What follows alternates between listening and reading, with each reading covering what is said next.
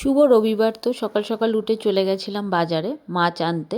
তো চলো তোমাদের দেখাই কি কি মাছ নিয়ে এলাম, কত রকমের নিলাম। এই 1 রকম, 2 রকম, 3 রকম, 4 রকম, 5 রকম, আর এই 6 রকম।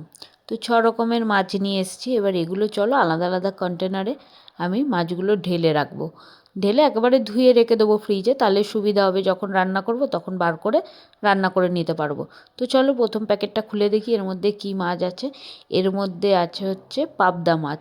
তো পাবদা মাছ কিন্তু আমার খুব ভালো লাগে খেতে। একটা পাবদা মাছের রেসিপি আছে, তোমরা কিন্তু অবশ্যই আমার ফেসবুক পেজে বা ইউটিউবে গিয়ে দেখতে পারো। আর এই হচ্ছে পোয়া ভোলা।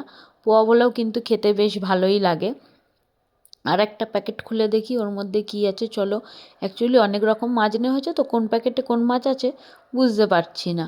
আর এখানে এইটা হচ্ছে কী মাছ? ও, এটা হচ্ছে পার্শে মাছ। তো নিয়ে নিলাম পার্শে মাছ এখানে। আর একটা প্যাকেট খুলে দেখি কী মাছ আছে। ও, এটার মধ্যে আছে চিংড়ি মাছ।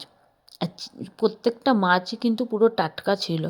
আমরা যখন বাজারে গেছিলাম নিয়ে এসেছিলাম, চিংড়ি মাছগুলোও নড়ছিল, বেশ ভালো লাগছিল দেখে। হ্যাঁ, আর এইটার মধ্যে রয়েছে ট্যাংরা মাছ, একদম দেশি ট্যাংরা, খুব সুন্দর পেটে ডিম ছিল, হালকা হালকা, বেশ ভালোই লাগছিল মাছগুলো। আর এটার মধ্যে কী আছে দাঁড়াও, এটার মধ্যে মনে হয় কুচো চিংড়ি আছে। না না, কুচো চিংড়ি না।